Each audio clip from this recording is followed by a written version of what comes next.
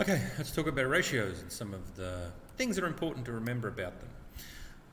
First thing is that ratios are used to compare quantities of the same kind. Let's just say that I was cooking and I wanted to know how much flour versus how much sugar I want in something. I would look at the measurements and then I'd realise, well, I need 4 cups of flour and I need 1 cup of sugar. Well, I can represent that as a ratio, and I would say that the ratio is 4:1. Okay, so it's important that you'll note there that the final ratio does not have names or units of measurement. They don't have that. Because they're measuring quantities of the same kind, we don't need to keep the unit of measurement. It's important, though, to remember that the ratio has to have the same unit of measurement before you can remove them. That's an important thing to say.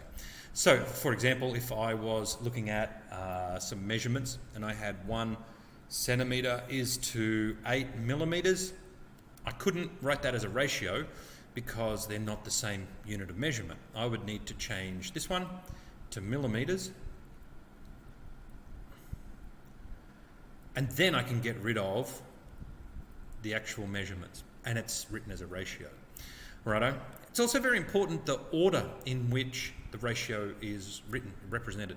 Before, when I was talking about my flour and my sugar up here, I said that it was flour and then sugar. So my final ratio is a representation of the flour and then the sugar. So the order is very important.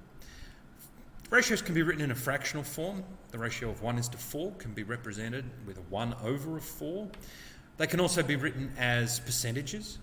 So I could talk about, I don't know, if you collect Pokemon cards and you've got like 80% of them, that means you've got 20% that you haven't, and we can then represent that as a ratio, 80:20, righto? We probably bring that down to simpler form, but we'll talk about that soon enough.